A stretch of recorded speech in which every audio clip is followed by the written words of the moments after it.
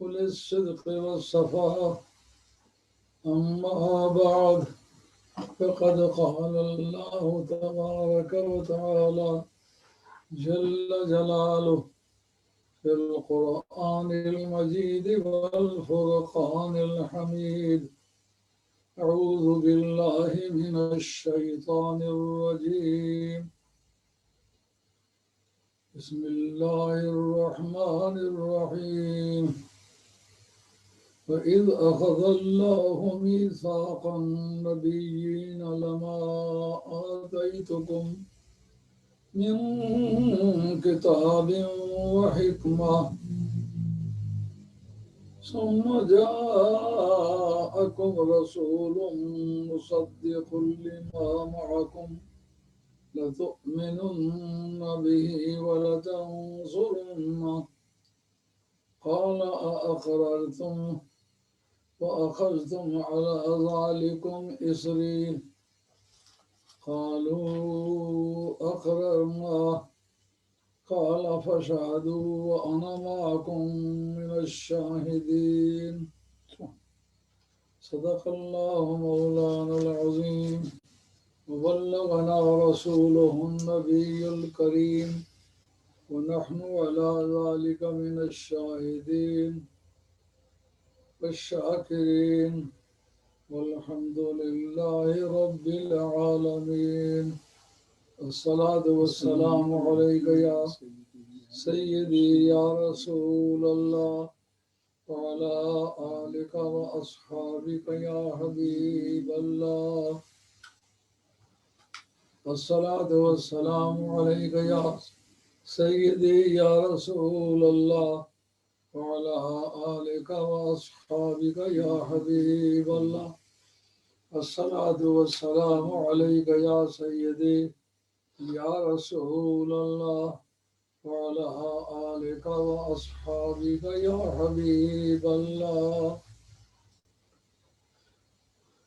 معزز ناظرین و سامعین، آپ کی خدمت عالیہ میں حاضر ہوں اور آج کچھ دوستوں کا اس بات پر اصرار تھا کہ میلاد شریف کے بارے میں کچھ ایسی معلومات ہمیں فراہم کریں جو عام طور پر لوگوں کے نالج میں نہیں ہیں.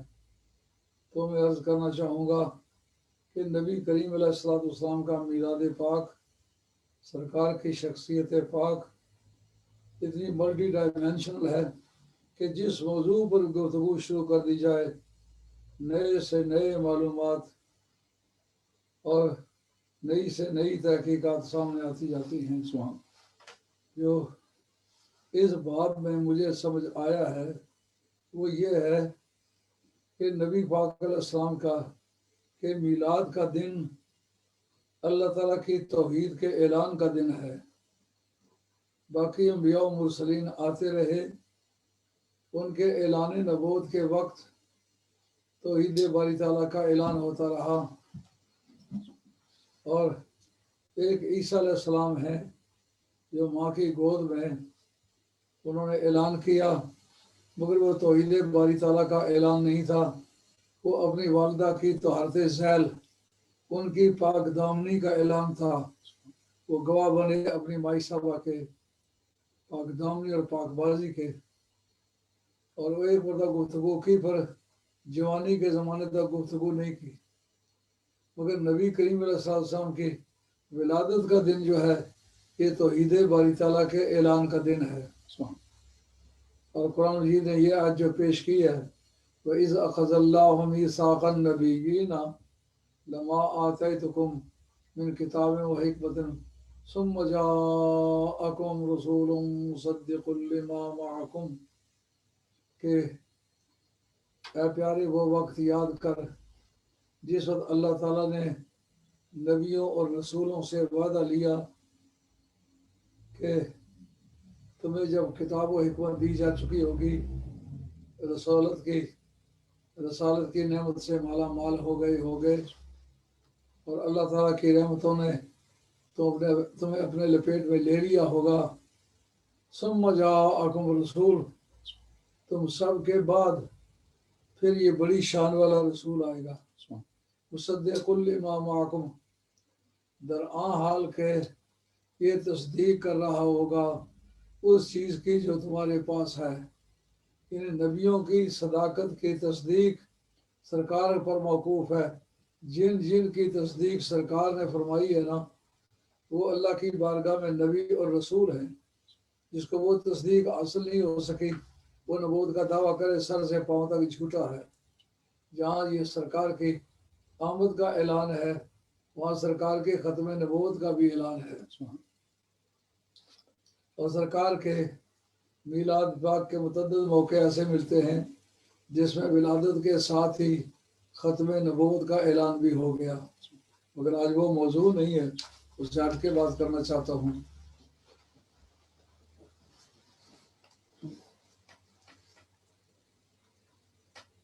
فرمایا مصدق لما معکم، وہ تمہارے پاس رسول آئے گا. اس کا جو حال کا ترجمہ کیا ہے اس میں لفظش ہے رسول مصدق لما معکم، یہ نکرہ ہے. مصدق لما معکم یہ اس کی صفت واقع ہوگا.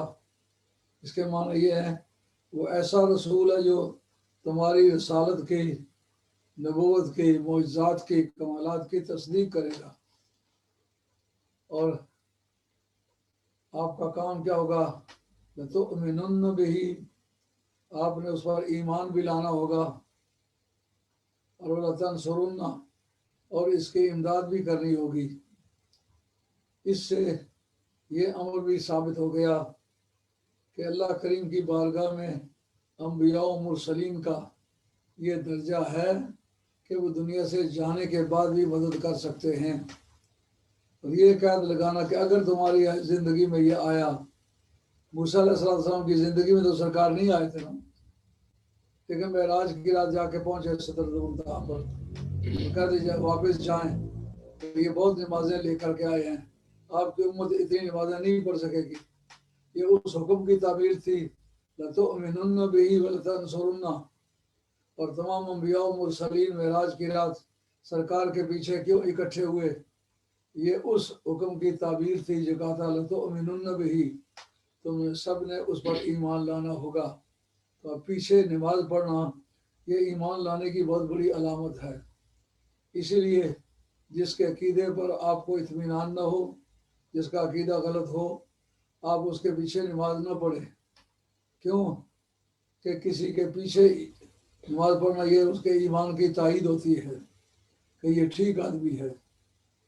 تو سارے نبیوں نے نماز پڑھی ہے نا، تو سارے نبی دنیا میں زندہ تو نہیں تھے نا. ایک حضرت عیسیٰ علیہ السلام زندہ تھے، ایک جناب ادریس علیہ السلام زندہ تھے جو آسمان پر ہیں، اور ایک جناب الیاس اور جناب خضر زندہ تھے جو زمین پر ہیں.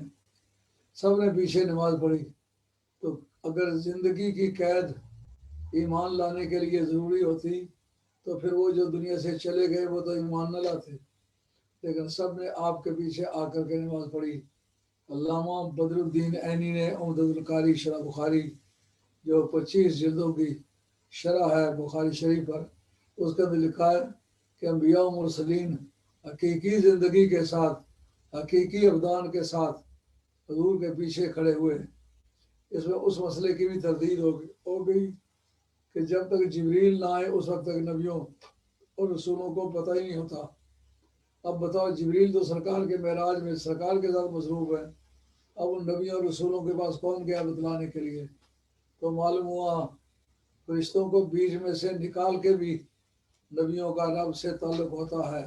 میان عاشق و معشوق رمزیست کرام کاتبین آزا خبر ریست. تو اس پر ایمان بھی لانا ہوگا، اس کی مدد بھی کرنی ہوگی.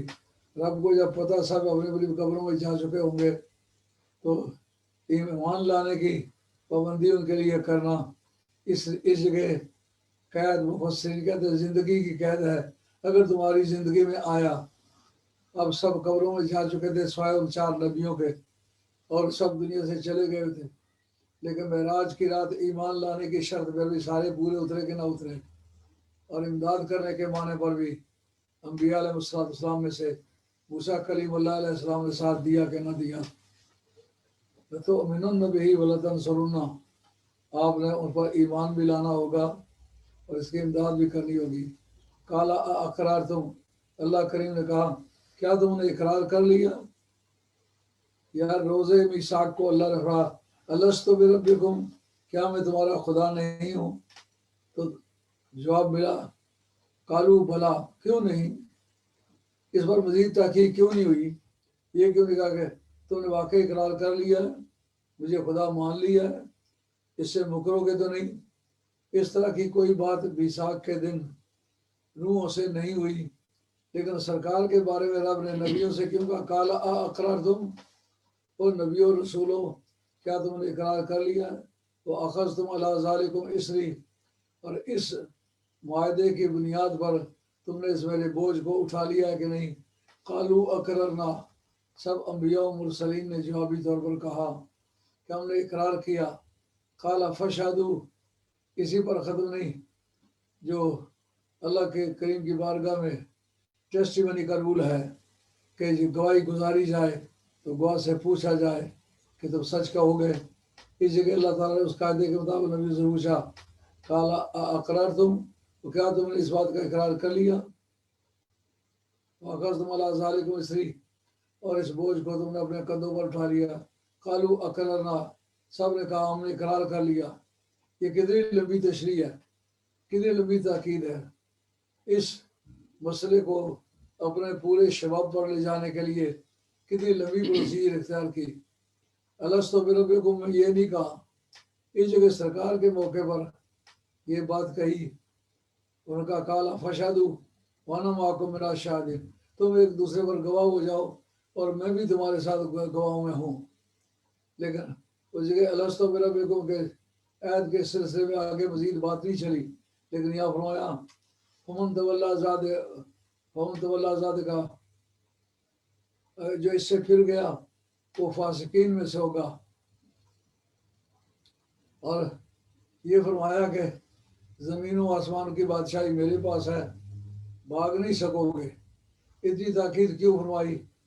خدائی کے اقرار کے بارے میں زیادہ تفصیلات میں نہ جانا اور مصطفی کے اقرار کے بارے میں زیادہ تفصیلات میں جانا، اس کا مطلب یہ جو نبی پاک علیہ السلام کے پہچاننے اور ماننے میں غلطی سے بچ گیا وہ خدا کو پہچاننے میں غلطی کھاتا ہی نہیں ہے، اور جو سید الانبیاء صلی اللہ علیہ وسلم کی عزت و عظمت اور آپ کی برتری کو پہچان نہیں سکا، جو سرکار کو پہچان نہیں سکا وہ خدا کو پہچان سکتا ہی نہیں۔ تو یہاں یہ میلاد شریف کی تیاری ہے، ابھی تمام انبیاء و مرسلین ان میں سے کوئی بھی پیدا نہیں ہوا، تو پیدائش سے پہلے ان سب کو اکٹھا کر لیا اور سب کو اللہ تعالیٰ نے شعور عطا فرمایا، اور اللہ کی باتیں سمجھی بھی، سنی بھی، اور بات کو سمجھنے کے بعد اس کا جواب بھی دیا۔ کہا وہ آئے گا، ثم جاءکم، وہ جاءکم جو ہے یہ میلاد کی تعبیر ہے، پھر جب تمہارے پاس وہ آئے گا، لیکن ایسے ہی سوکھا پھیکا نہیں، مصدق لما معکم، جو تمہارے پاس ہے اس کی تصدیق کرے گا۔ تصدیق کرنے کے لیے کیا جاننا ضروری ہوتا ہے کہ اس دستاویز، اس ایگزیبٹ کے کانٹینٹس کیا ہے، اس تحریر کے اندر لکھا ہوا کیا ہے، جو تمہارے اوپر کتابیں نازل ہوئی ہیں ان کے اندر جو احکام نازل ہوئے ہیں، جو تمہاری شریعتوں کے دستور ہیں، جو تمہارے پروسیجر اللہ ہے وہ، میٹریمونی اللہ ہے وہ، تمہارا سول اللہ ہے وہ، تمہارا کریمنل اللہ ہے وہ، جو تمہاری کتابوں میں درج ہے، مصدق لما معکم، یہ اس کی تصدیق کرے گا۔ جانے گا نہیں تو تصدیق کس طرح کرے گا؟ معلوم ہوا یہ اس جگہ اللہ کی بارگاہ میں حاضر رہا جہاں علم کی دنیا آباد ہے، اس لیے وہاں کا سارا راز اس کے سامنے سے گزرا ہے، اس لیے سارے کانٹینٹ سے یہ آشنا ہوگا۔ تصدیق تو جب کرے گا جب اس کو معلوم ہوگا، جو تمہارے پاس تمہارے تصدیق یہ کرے گا۔ کیا تصدیق کرے گا؟ یہ ٹھیک ہے، جب جانے گا تو یہ کہے گا نا۔ اس کا مطلب یہ سابقہ آسمانی کتابوں کا راز حضرت نبی کریم رؤوف الرحیم صلی اللہ علیہ وسلم کو معلوم ہے، اور انبیاء و مرسلین یہ پروسیجر اختیار کی۔ وہ کیا کی؟ آدم علیہ السلام نے اپنے تمام بچوں کو بتلایا کہ ایک شخص آنے والا ہے جس کے لیے مجھے بھی اور تمہیں بھی پیدا کیا گیا ہے، ایک شخص آنے والا ہے۔ حضرت شیس علیہ السلام نے اپنی اولاد کو بتلایا، اپنی امت کو بتلایا. ہر نبی اپنی امت کو بتلاتا چلا ہے کہ وہ آئے گا. کرتے کرتے نوح علیہ السلام تک بات آئی کہ ایک ایسی شخصیت آئے گی وہ اللہ کا لاڈلا اور پیارا محبوب رسول ہے جس کے لیے مجھے اور تمہیں بھی پیدا کیا گیا ہے. ابراہیم علیہ السلام نے بھی بتلایا کہ ایک رسول ہے جو آئے گا جس کے لیے مجھے بھی اور تجھے بھی پیدا کیا گیا ہے.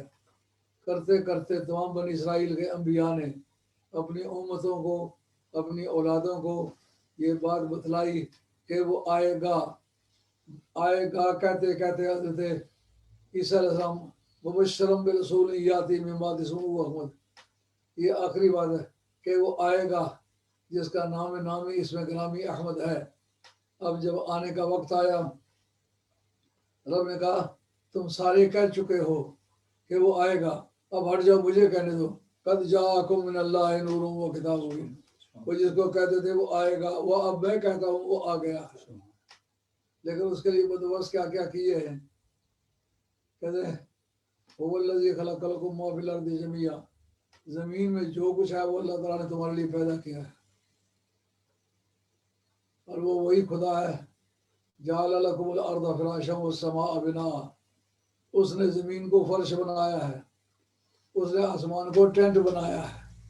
یہ رولنگ جو دی ہے یہ کعب بن لؤی نے خطبہ دیا تھا. کبھی وہ جمعے والے دن لوگوں کو اکٹھا کرتا تھا اور جمعے والے دن لوگوں کو تبلیغ کرتا تھا.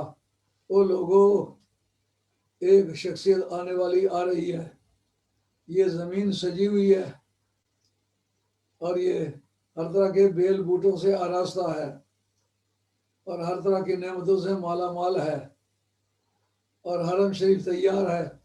اس کو صاف ستھرا کرو اور رات پہ سکون ہے، دن پہ رونق ہے. یہ جس کے لیے ہے وہ آنے والا ہے. وہ اس کو عروسہ کہتا تھا جمعے کو. دور جاہلی میں جمعے کو جمعہ نہیں کہتے تھے. جمعہ اسی وقت سے کہنا شروع ہوا جس وقت اس نے کعب بن لؤی نے یہ اعلان کیے، لوگوں کو جمع کر کے اعلان کیا کہ یہ آسمان اتنے بلند کیے گئے، آسمانوں کی چھتیں آراستہ کی گئی ہیں، ان کے اندر ستارے جو ہیں وہ جڑاؤ کیے گئے ہیں، وہ جھنڈے لگائے گئے، جھنڈیاں لگائی گئی ہیں. اور سرکاری دو عالم علیہ السلام کی ولادت کے وقت جھنڈے لگائے گئے. کسی نبی کی آمد کے وقت میری اطلاع کے مطابق جھنڈے نہیں لگے. کیوں؟ وہ دراصل نبی پاک علیہ السلام کا اعلان کرنے کے لیے دنیا میں بھیجے گئے، وہ اعلان کرتے رہے. لیکن نبی کریم علیہ السلام کو نبی اور رسول بنا کر کے بھی بھیجا ہے اور حاکم بنا کے بھی بھیجا ہے. انبیاء و مرسلین میں بھی حکومت کی شان یقیناً تھی. سارے نبی حاکم تھے. ما ارسلنا من رسول الا لیطاع باذن اللہ. تمام رسولوں کو اس لیے بھیجا کہ ان کی اطاعت کی جائے. لیکن محبوب کبریا صلی اللہ علیہ وسلم کو اس لیے بھیجا گیا کہ سارے رسول مل کے اس کی اطاعت کریں. تو اب پوری کائنات کی بزم کو سجایا گیا. ایک جھنڈا مشرق میں، ایک جھنڈا مغرب میں اور ایک بیت اللہ شریف کی چھت پر. دوسرے محدثین نے کہا ایک جھنڈا سرکار کے حجرہ طیبہ پر اور ایک بیت المقدس پر اور ایک عرش الہی پر. اس طرح مختلف جھنڈوں کی روایتیں ہیں. لیکن جھنڈے کہاں لگتے ہیں؟ یہ ہمارے قانون میں ایک قاعدہ ہے جس کو کہتے ہیں ایکسٹرا ٹیریٹوریل جوریسڈکشن، یعنی اپنے ملک سے باہر کسی شخص کا اختیار ہونا، اس کے قانون کا نافذ ہونا. وہ اس طرح ہے جیسا پاکستان کا جھنڈا لگا ہوا ہے تو پاکستان ایمبیسی پر، تو اگر اس کے اندر کوئی بات ہو جائے تو اس پر یہاں کا قانون لاگو نہیں ہوگا بلکہ پاکستان کا قانون لاگو ہوگا. جس کے جھنڈے اس کی حکومت. تو کائنات کے ایک سرے سے لے کر دوسرے سرے تک، زمین سے لے کر کے آسمان تک سرکار کے جھنڈے اس لیے لگائے گئے تاکہ یہ ثابت ہو جائے اس ساری کائنات میں اس کی حکومت ہے. اب اس کی حکومت سے سوال پیدا ہوگا کہ اگر سرکار کی حکومت سارے کافروں کو مسلمان کیوں نہیں کر دیا؟ اس کا جواب یہ ہے کہ بتاؤ خدا کی بھی حکومت ہے کہ نہیں؟ یقیناً ہے خدا نے سب کو کیوں مسلمان نہیں کیا، یہ پالیسی میٹر ہے. رب نے کچھ لوگوں کو ہدایت دی ہے، اس کا فضل ہے، کچھ ہدایت سے معروم رہ گئے ہیں. یہ خدا کا فیصلہ ہے، جو خدا کے فیصلے ان کو چیلنج نہیں کیا جا سکتا. تو نبی کی پوزیشن دو طرح کی ہے، ایک پرسویسو پالیسی ہے، دوسرا امپیریٹو پالیسی ہے. پرسویسو پالیسی ترغیب دینا کہ نیکی کرو، توبہ کرو، کفر سے باز آؤ، ایمان لاؤ، 5 وقتوں کی نمازیں پڑھو، اور ماہ رمضان شریف کے روزے رکھو، اور بیت اللہ شریف کا حج کرو، اور جو تمہارے پاس مال اکٹھا ہوا ہے زکوٰۃ دو، اور جو تمہاری زمین کی پیداوار ہے اس کا عشر دو، اور عید کے موقع پر فطرانہ دو، قربانی کا وقت ہے توفیق ہے تو قربانی دو. اللہ حضرت قیاس یہ باتیں بتلا کے فرماتا میں جنت ملے گی. عقیدہ سیاح اور اعمال صالحہ اور نسبت کاملہ، عقیدہ سیاح میں نسبت کاملہ آ جاتی ہے. جب یہ اکٹھے ہو جائیں گے تو جنت واجب ہو جائے گی، جنت ملے گی. یہ پرسویسو پالیسی ہے، ایسا کرو جنت مل جائے گی. اور یہ کہ کسی کی مرضی نہ ہو، بغیر کسی کی مرضی کے جبروں سے کام کرا لیا جائے. جیسا کہ چاند اشارہ کیا، یہ امپیریٹو پالیسی تھی، اشارہ کیا چاند ٹکڑے ہو کر کے زمین پر آ گیا. لیکن ابو جہل کو ایسا حکم نہیں دیا، کیونکہ حکمت باری تعالیٰ کے یہ بات خلاف تھی. یہ حکمت باری تعالیٰ دی پالیسی میٹر ہے پروردگار کا. یہ پالیسی ہے پروردگار عالم کی کہ سب کو ہدایت نہ دی جائے، جو ہدایت کے قابل ہیں ان کو ہدایت دی جائے اور ان کو نعمتیں دی جائے، اور جو ناشکرے ہیں کفران نعمت کرتے ہیں ان کو جنت نہیں ملنی چاہیے.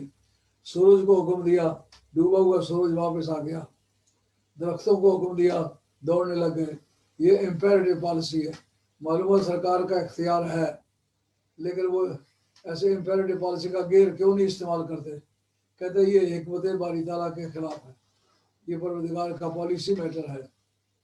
تو اب نبی کریم رؤوف الرحیم صلی اللہ علیہ وسلم جو ہے دنیا میں آئے. لیکن اس جگہ میں بتانا چاہوں گا یہ توحید باری تعالیٰ کا اعلان کا دن ہے، جس کو کہتے ہیں میلاد النبی. اس میں ایک تو یہ ہے کہ اہل سنت والجماعت اس بات کا اعلان کرتے ہیں اگر ہم سرکار کو خدا ماننے کا پروگرام رکھتے تو ان کا میلاد کبھی نہ مناتے. میلاد اس کا منایا جاتا ہے جس کی ولادت تسلیم ہو. رب ولادت سے پاک ہے، لم یلد ولم یولد ہے، نہ اس نے کسی سے جنم پایا ہے نہ کسی کو جنم دیا ہے. تو جس کے جنم کے ہم قائل ہیں معلوم ہے اس کو خدا کہنے کے قائل ہیں. یہ پہلا توحید کا اعلان ہے کہ ہم ان کو خدا کا بندہ سمجھتے ہیں، نہ خدا سمجھتے ہیں نہ خدا کا جزو سمجھتے ہیں. خدا اجزاء سے پاک ہے، اولاد سے پاک ہے. سرکار کے میلاد والے دن دیکھنا یہ ہے، اور جتنے انبیاء و مرسلین دنیا میں آئے کسی کے آنے کے موقع پر بت اپنے بت خانوں میں خود گرے نہیں. ایک عیسیٰ علیہ السلام کے متعلق ایک شاذ روایت صاحب فتح القدیر نے لکھی ہے، کلو زمین کے بت خانوں کے بت عیسیٰ علیہ السلام کی ولادت والے دن گرے ہیں، مگر یہ سند صحت کو نہیں پہنچتی. مگر سرکار کے آمد کے موقع پر کل روح زمین کے بت خود بخود سجدے میں گرے. اس جگہ چند باتیں سمجھنے کی ہیں. جب گرے تو کیوں گرے؟ سرکار کے آنے کی انہیں اطلاع ملی ہے، معلوم ہوا کہ ان کا وجود خلاف توحید تھا.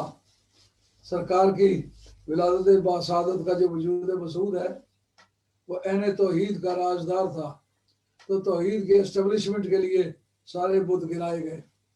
مگر پہلے یہ سمجھنا ہوگا بتوں کو پتہ چلا ہے کہ نہیں کہ وہ آیا ہے. بت جو تھے وہ دیواروں کے پیچھے تھے کہ نہیں، جو کہتے ہیں کہ من نمی دیوان من نبی اسلم کو لے کر نمی دانوں کے پسے دیوار چیز. یہ بات بدار جو نبوت کے اندر حضرت شاہ عبدالقادر دہلوی نے تردیدی دلائل میں لکھی ہے. کہ بعض بے ایمان یہ کہتے ہیں کہ رسول کریم علیہ السلام کا فرمان ہے کہ میں نبی اور رسول ہوں، مگر مجھے یہ نہیں پتا کہ دیوار کے پیچھے کیا ہے. اب یہ تردید حضرت شاہ عبدالحق صاحب رحمۃ اللہ علیہ کی مدارج النبوت کے اندر بھی موجود ہے کہ یہ بے بس حدیث ہے، اس کا کوئی ثبوت نہیں، اس کے پیچھے کوئی دلائل نہیں ہے، اور یہ گمراہ کن قسم کا کوٹیشن ہے۔ تو اب بتاؤ، جب بت گرے وہ دیواروں کے اندر تھے نا، بت خانوں کے اندر تھے، دیواروں کے پیچھے تھے، ان کو پتہ چل گیا جب دوسرے ملک میں، مثلا ہندوستان میں بت تھے، چائنا میں بت تھے، ترکی میں بت تھے، عربیہ میں بت تھے، اور گلف میں تھے، پوری دنیا میں کوئی آدمی توحید پرست نہیں تھا، کوئی اکا دکا بندہ تھا جو توحید کا قائل تھا، لیکن وہ ان بتوں کو نکال نہیں سکتا تھا، وہ اپنے اپنے بت خانوں میں موجود تھے۔ تو جب بتوں کو پتہ چلا تو وہ گرے نا۔ اگر بتوں کو بت ہو کر نبی کے میلاد کا پتہ چلے اور وہ تعظیماً جھک جائیں تو دور حاضر کا دانشور کہے جناب میلاد بدعت ہے۔ نہیں، میلاد بدعت نہیں، میلاد توحید باری تعالیٰ کی عظمت کے اعلان کا دن ہے۔ اب بتاؤ بت کیوں گرے؟ یہ توحید کا مسئلہ تھا نا۔ اگر توحید باری تعالیٰ کے خلاف میں کوئی مہم چل رہی تھی تو عمرو بن لحی اس بد نصیب کا نام تھا جس نے کعبہ شریف میں بت رکھے تھے، اس نے ایران سے امپورٹ کیے تھے۔ ایران میں وہ گیا تو سیاسی لوگوں کو اپنی حکومت سے بڑھ کر کسی چیز سے دلچسپی نہیں ہوتی، حلال ہو کہ حرام ہو، مگر کسی طرح اقتدار ملے۔ تو دنیا بھر میں دانشوروں کے بھی یہ جو گھوڑا دوڑ رہا ہے، یہ اقتدار کے لیے دوڑ رہا ہے، دین کے لیے نہیں دوڑ رہا۔ ان کا مقصد کوئی بھی صورت بنے، دنیا تباہ ہو، مرے یا جیے، کرونا آئے یا جائے، سب صورتوں میں ہمیں اقتدار ملنا چاہیے۔ تو اقتدار کی تلاش ایسی بری چیز ہے جو خیر و شر کی تمیز سے معلوم کر دیتی ہے۔ عمرو بن لحی آیا، اس نے دیکھا کہ میری قوم آج نہیں تو کل ان کو پتہ چل جائے گا میں بو کے ساتھ بھی ہوں۔ اس نے یہ بت گری، بت فروشی، بت سازی شروع کر دی اور اس کو مقدس مقام پر رکھا کعبہ شریف میں۔ جو بتوں کا توڑنے والا تھا، جس سے پہلی مرتبہ کلاڑے سے بتوں کو توڑا تھا، وہ ابراہیم علیہ السلام تھے۔ اگر ان کے میلاد کے موقع پر بت گر گئے ہوتے تو توڑنے کی ضرورت پیش نہ آتی۔ حضرت ابراہیم علیہ السلام کی مہم جو ہے بتوں کو توڑنے سے شروع ہوئی۔ تو جس نے بت توڑے تھے اس نے کعبہ بنایا تھا، اس کے بنائے ہوئے کعبے میں وہ بت رکھے گئے جن کو وہ توڑا گیا تھا، جن کو انہوں نے توڑا تھا۔ اندازہ کیجئے کہ انقلابات زمانہ میں بھی کیا زور ہے کہ بتوں کا توڑنے والا اس جگہ بتوں کا بانی قرار دیا گیا، اور لوگوں کو عمر بن لحی کہنے لگا تم ابراہیم علیہ السلام کی اولاد کہلاتے ہو، لیکن اصل مقصد تم بھول گئے ہو۔ انہوں نے بت جو بنائے تھے، پوجے تھے، بجوائے تھے، آج وہ نیگلیکٹ ہو رہے ہیں۔ اس نے کعبہ شریف میں بتوں کو رکھنے کا یہ مقصد تھا کہ وہ ان کی نسبت کرنا چاہتا تھا حضرت ابراہیم علیہ السلام کی طرف، کہ بتوں کے بنانے والے، پوجنے والے، اہتمام کرنے والے حضرت ابراہیم علیہ السلام تھے۔ اب جناب جب بت گرے تو یہ بتوں کے گرنے کا کیا مفہوم ہے؟ تو عید باری تعالیٰ کا اعلان ہوا۔ معلوم ہے سرکار کا میلاد جو ہے یہ تو عید باری تعالیٰ کے اعلان کا دن ہے، نہیں تو بت کیوں گرتے؟ اب جناب جو بتوں کے پوجنے کے، غیر اللہ کو پوجنے کے، شرک کے جتنے سینٹر تھے ان پر چھاپا مارا گیا۔ اب اندازہ کرنا ہوگا ان باتوں سے سرکار کا کیا تعلق تھا۔ معلوم ہوا سرکار کا میلاد شرک سوز ہے، شرک توڑ ہے، شرک کا ازالہ کرنے والا ہے۔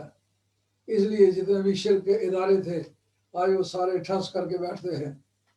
پہلے بت گرے کہ نہ گرے، کون گرانے والا تھا؟ سرکار کا قدم زمین پر پڑا تو بت اپنے اپنے طور پر گر گئے۔ معلوم ہوا سرکار کے پاؤں میں ایسا کرنٹ ہے کہ پوری روح زمین ہل گئی، پوری روح زمین اسد۔ کوئی بھی انسان، کوئی ملک ایسا نہیں تھا جس میں بت کی پوجا نہ ہو۔ چند ایک صحابہ کے بارے میں آتا ہے انہوں نے کبھی بت کے سامنے سجدہ نہیں کیا، کبھی غیر اللہ کی پوجا نہیں کی، لیکن یہ ان کا انفرادی عمل تھا۔ قومی اعمال پوری دنیا میں بت پرستی تھی، اور شرق الاوسط میں ایک طبقہ تھا جو ووڈ گارڈ کو پوجتا تھا، لکڑی کا خدا، اور ادھر ہندوستان میں بھی ووڈ گارڈ کی پوجا ہوتی تھی، مختلف دیویاں تھیں۔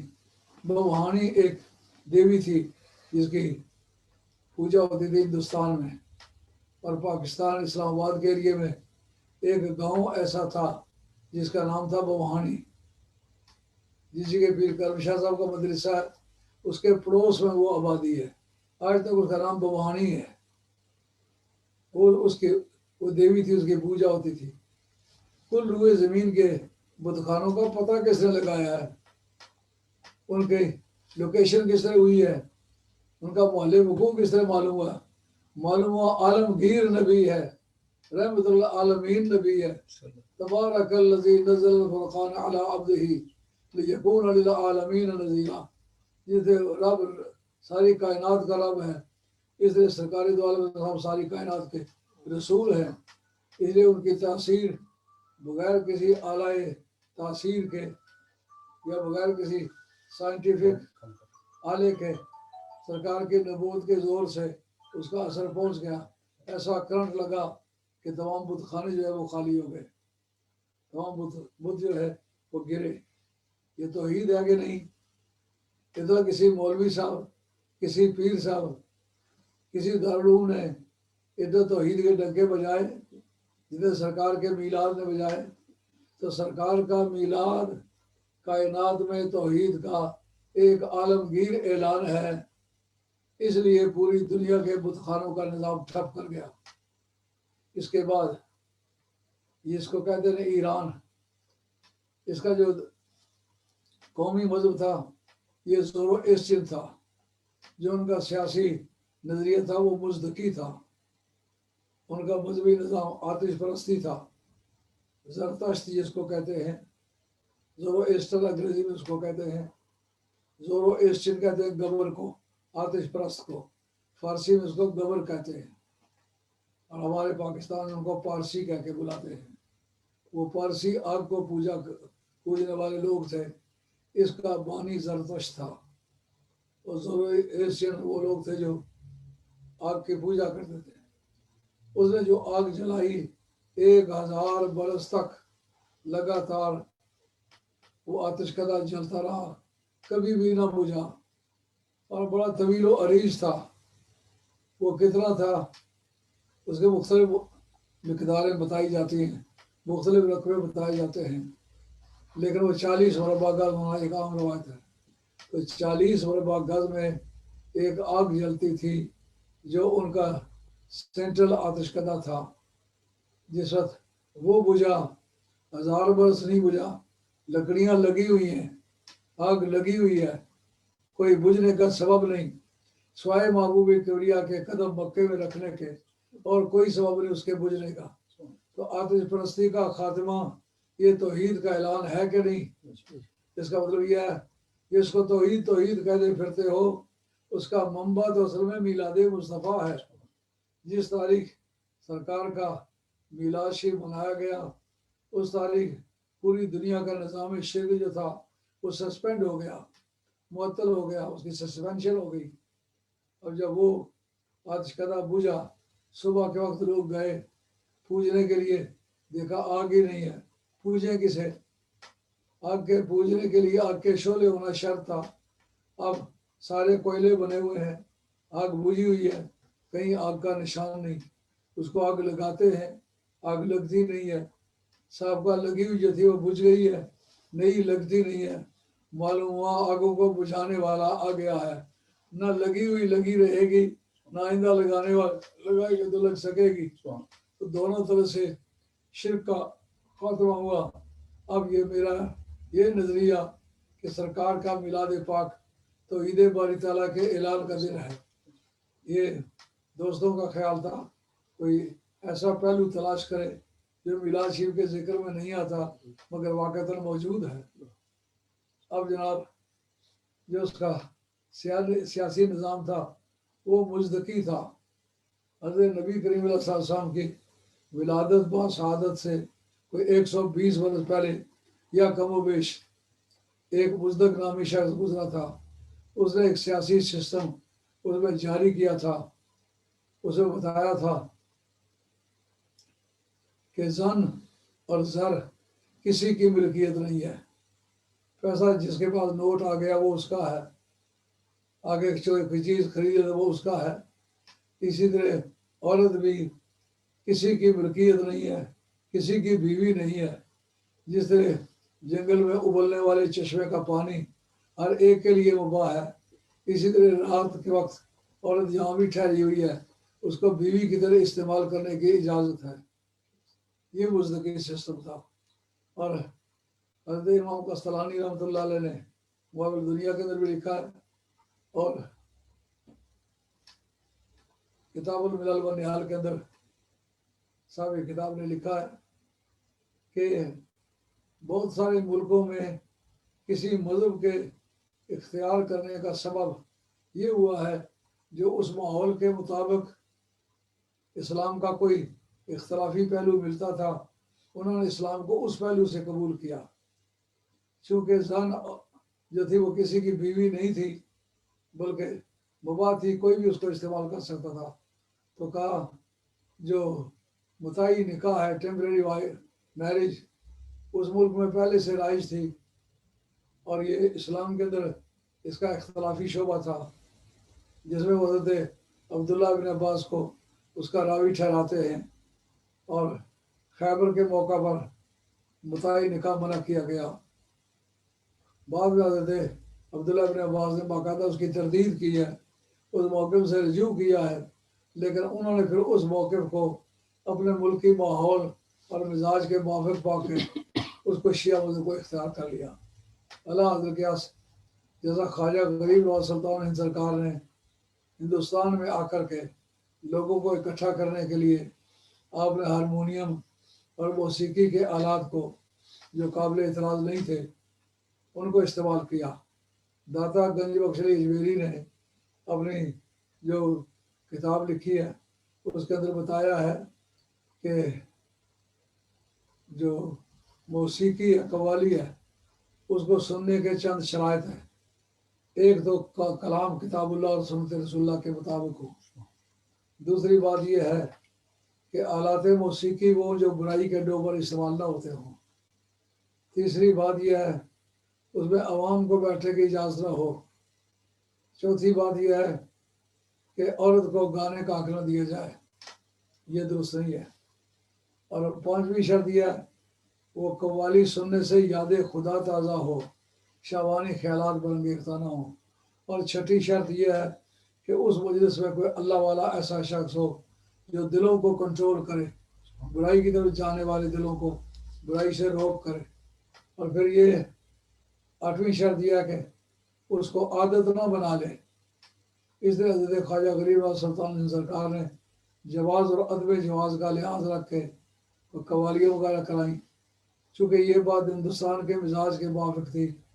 تمام گردواروں میں، تمام مندروں میں صبح کے وقت ساز بجتے ہیں، ہارمونیم بجتے ہیں، جھانجھیں بجتی ہیں، چکچکی بجتی ہیں، تمام موسیقی کے آلات استعمال ہوتے ہیں۔ اس گانے بجانے کے وہ لوگ عادی تھے، اس میں جو حصہ ناجائز تھا خواجہ غریب نواز نے اس کو ایلیمینیٹ کر دیا، خارج کر دیا، جو حصہ مباح تھا اس کو اپنی مجالس کے لیے استعمال کیا۔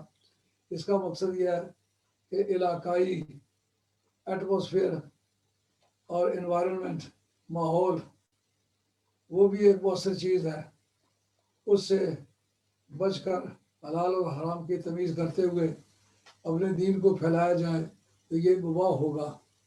اللہ حاضر قیاس اس طریقے سے اس کام کو چلایا گیا، تو مباحات جو ہوتی ہیں ان کو اسلام میں استعمال کیا جا سکتا ہے۔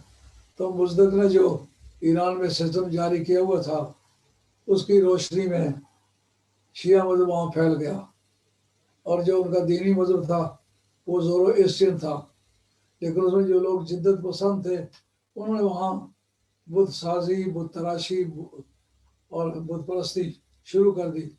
تو یہاں عمر بن لوہی نے سوچا کہ اگر میں یہاں اس سسٹم کو جاری کروں تو جب تک میں زندہ ہوں لوگ اسی چکر میں پڑے رہیں گے، تو جب میری موت آئے گی اس کے بعد جو تبدیلی آئے سو آئے، میرا اس سے کوئی تعلق نہیں۔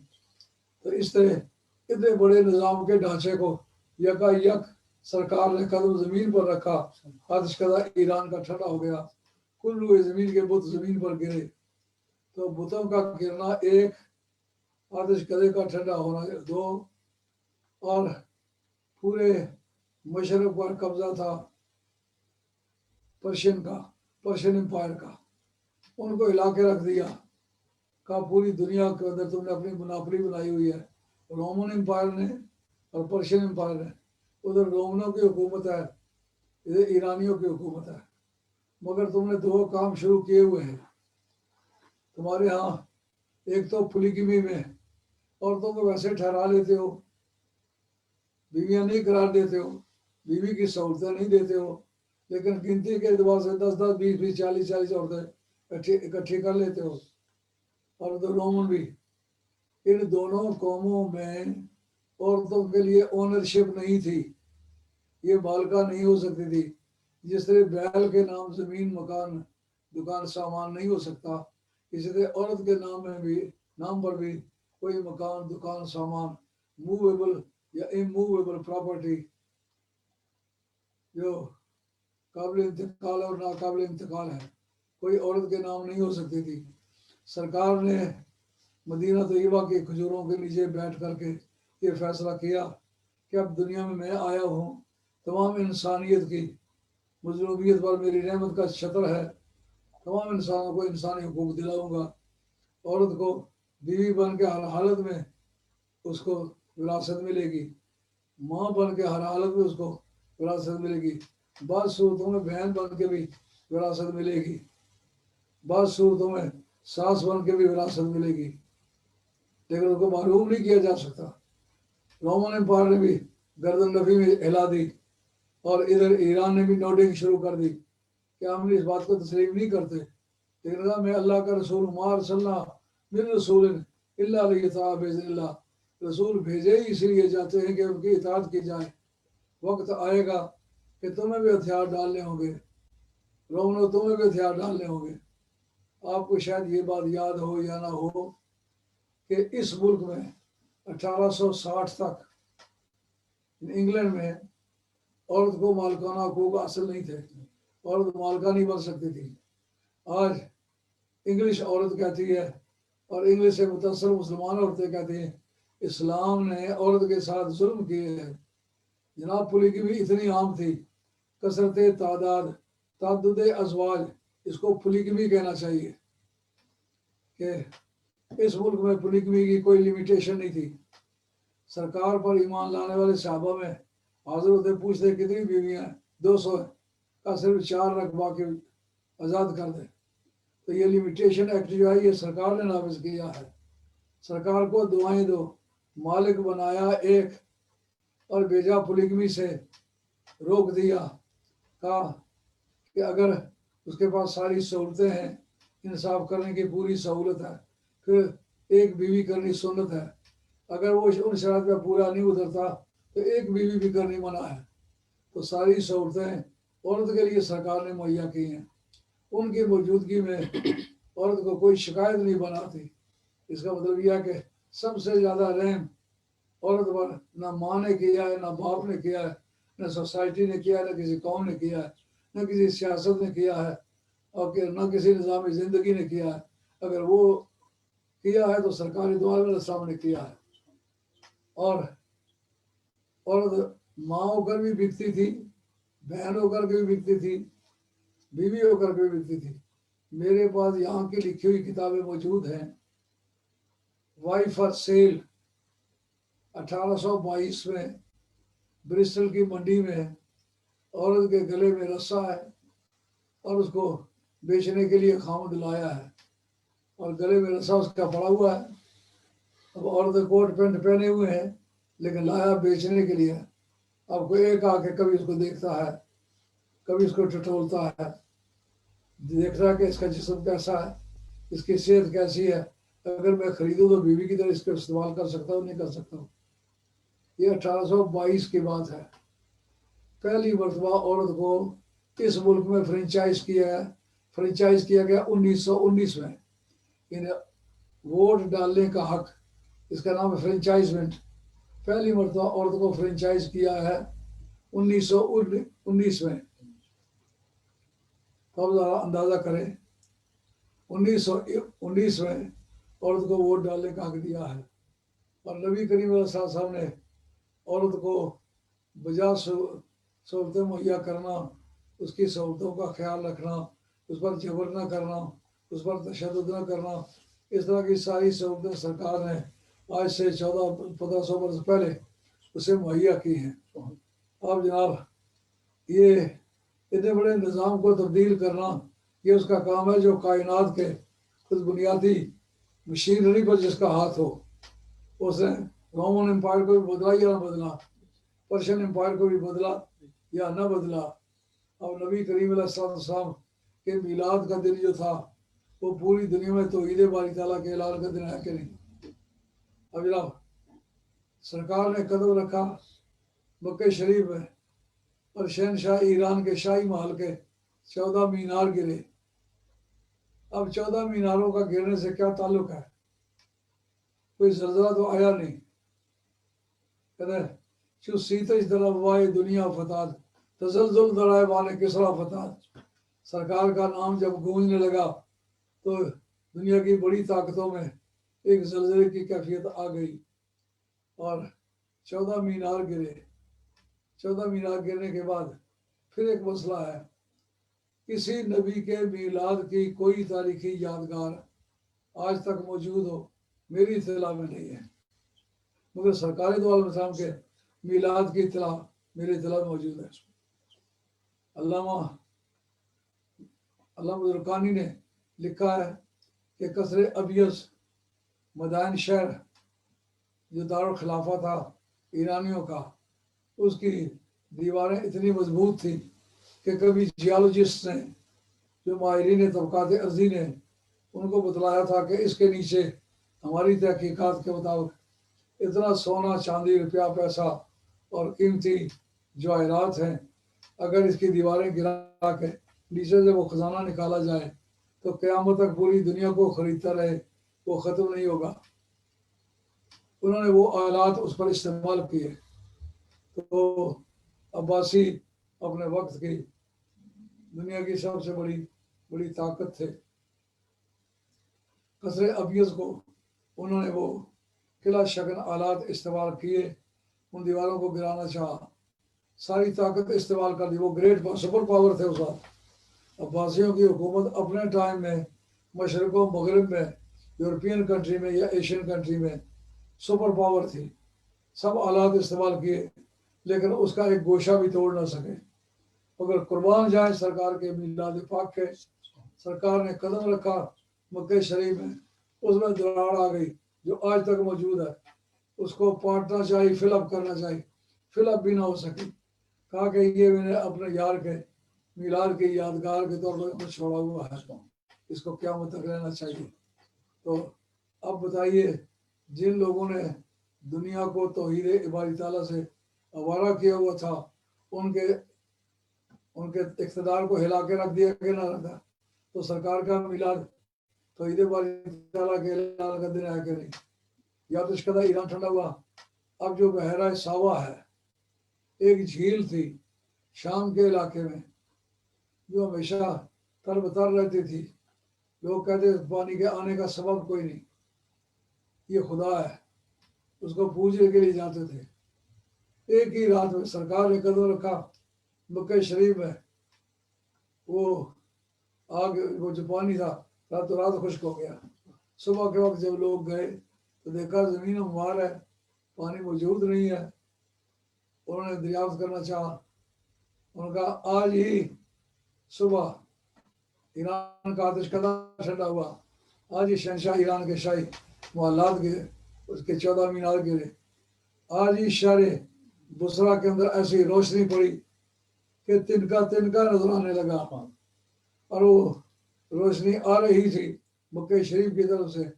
اب اسٹیبلش ہو گیا کہ یہ ساری چیزیں مکہ شریف کی طرف سے آئی ہیں اور اس سے آ کر کے یہ انقلاب برپا کیا.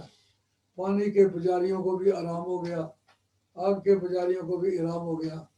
اصل میں یہ بات چلی تھی پوجا کے، سب سے پہلے پتھر کی پوجا ہوئی۔ کیوں ہوئی؟ کہ پتھر بڑی مضبوط چیز ہے، اس کو مارے، اس کی طاقت زیادہ ہے، جس کی طاقت زیادہ ہے وہ خدا ہے۔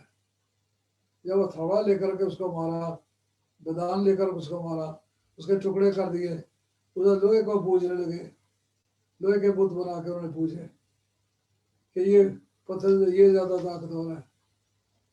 جب آگ جلا کے اس کو ڈالا تو لوہا موم ہونے لگا۔ اس وقت انہوں نے سمجھا آگ اس سے زیادہ مضبوط ہے، لوگوں نے آگ کو پوجنا شروع کر دیا۔ جب آگ پر پانی ڈالا، آگ بجھ گئی، انہوں نے کہا اس سے پانی زیادہ زور والا ہے، پانی کو پوجنا چاہیے۔ جب سورج کی شعاؤں سے اور چاند کی چاندنی سے بخارات اٹھنے لگے، انہوں نے کہا پانی سے زیادہ طاقت والی شاید سورج ہے، سورج کو پوجتے تھے۔ اب کچھ ستارے کھینچتے تھے، ہر وقت سورج موجود نہیں رہتا، چھپ جاتا ہے، لیکن ستارے خواہ نظر نہیں آتے لیکن موجود رہتے ہیں، تو وہ پانی کو کھینچتے۔ ستارے سب سے زیادہ زور والے ہیں۔ نبی پاک علیہ الصلوۃ والسلام کے میلاد والے دن ستارے آئے، لوگ ان کو پوچھ رہے تھے، ستاروں نے کہا آؤ، اگر اصلی خدا کی تمہیں پوجا ہے، اصلی خدا کو پوجنا چاہتے ہو، آؤ ہم چاہتے ادھر۔ سرکار جدھر تشریف فرما تھے ادھر آئے، آگے سرکار سجدے میں ہے، کہا تم میری طرف جھکے ہوئے ہو، میں خدا کی بارگاہ میں جھکا ہوا ہوں۔ یہ اصل توحید کا نام۔ تو سرکار کا میلاد پاک جو ہے وہ اصل میں توحید باری تعالیٰ کے اعلان کا دن ہے۔ وما علینا الا البلاغ المبین وآخر دعوانا ان الحمد للہ رب العالمین والصلاۃ والسلام علی رسول الکریم والحمد للہ رب العالمین۔